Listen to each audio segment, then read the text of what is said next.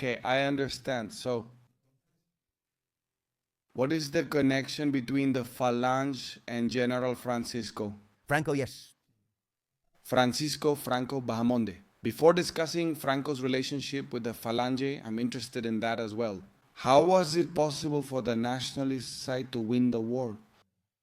When in fact there's a phrase by Indalecio Prieto that says, even if your courage rose to the level of legend, you could never win. They had no industry, no agriculture, they had nothing, and yet they still ended up winning.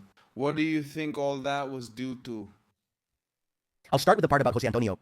Let's begin. Well, Franco wasn't a Falangist.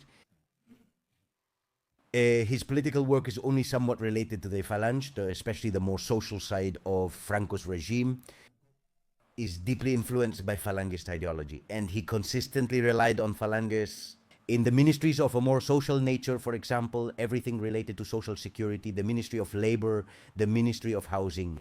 All of that was normally in the hands of Falangists and was inspired by the social doctrine of the Falange.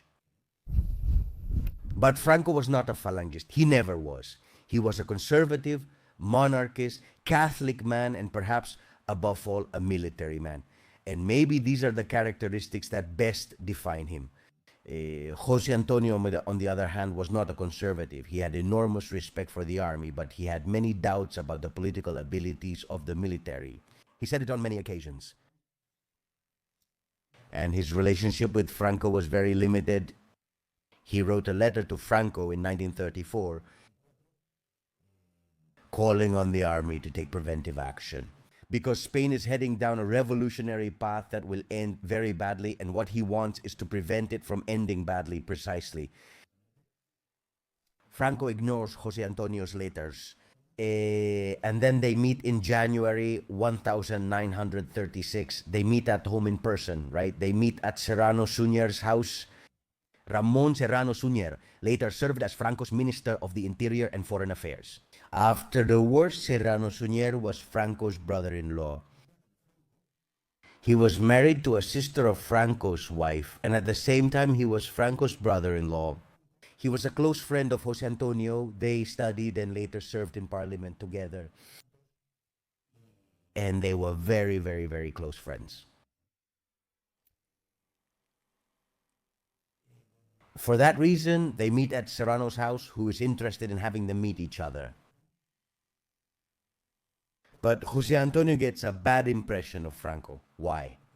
Well, because Jose Antonio urges Franco, and in general the military, but especially in this case Franco, to carry out a preventive coup, to stage a coup precisely to avoid a war, to prevent the revolutionary left from taking power.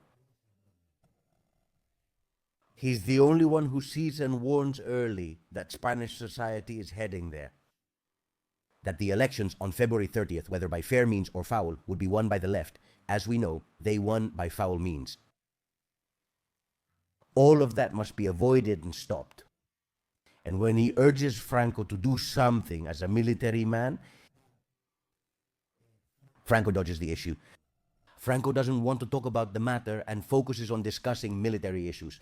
Specifically, he talks about the excellence of a French 75mm infantry cannon. In other words, something that has nothing to do with what they're talking about. So, Jose Antonio gets a bad impression of Franco. He says to Serrano, well, my father was Miguel Primo de Rivera, right? The general who led the 1923 Barcelona coup. My father, with all his flaws, was a humane man and, well, a respectable man and so on.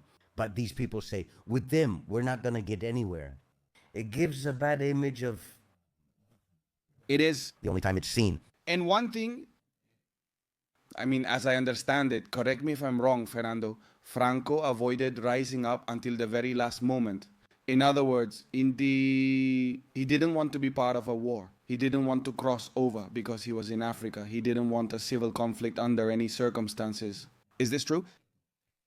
Absolutely, Franco. I've mentioned it myself at times. Franco is the last to rebel in Spain. Everyone else has already done so. Yes, San Giorgio rebelled. Everyone else rebelled before him. The socialists, the communists, the anarchists, San Giorgio, everyone had already rebelled here. The Falange had plans for an uprising, the Carlists, Renovación Española, Everyone had plans for an uprising except for the Confederación Española de Derechas Autónomas, but all the other political forces, all of them without exception. And the question, why were they so afraid of Franco? Why Franco? Why so much about the Franco? Because the rebel army, how did they see him? Hey, we need you. Because I think there are quotes from the socialists saying that we have to be careful with Francisco. Francisco, what? Why Franco? Was he the general most feared by one side and most admired by the other? Why is he the central figure of the whole war?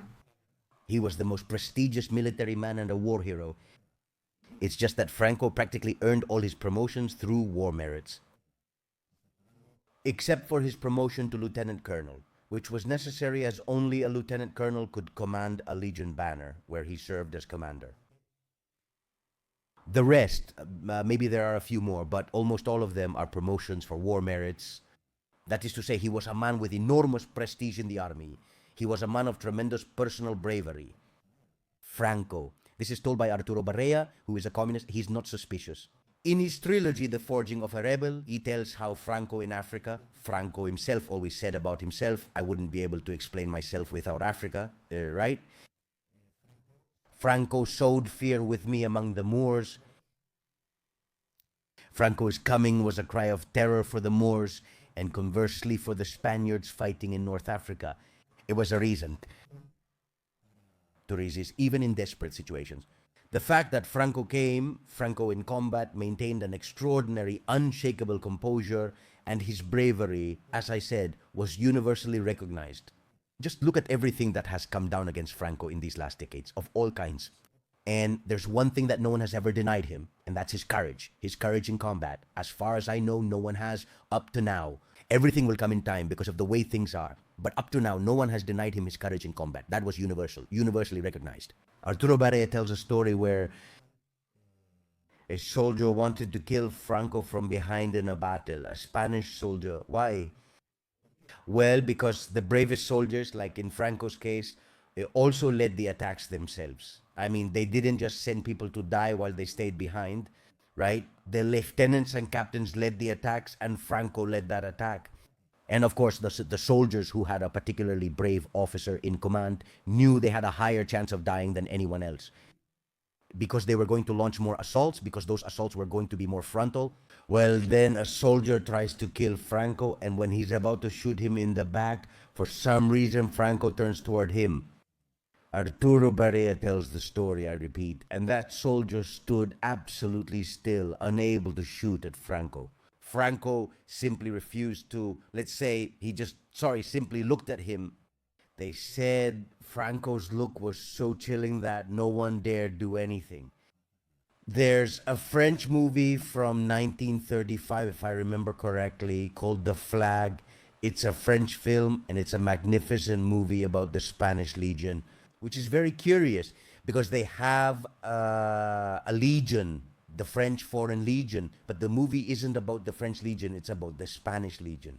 And in that movie, there's a scene where a soldier is going to kill an officer,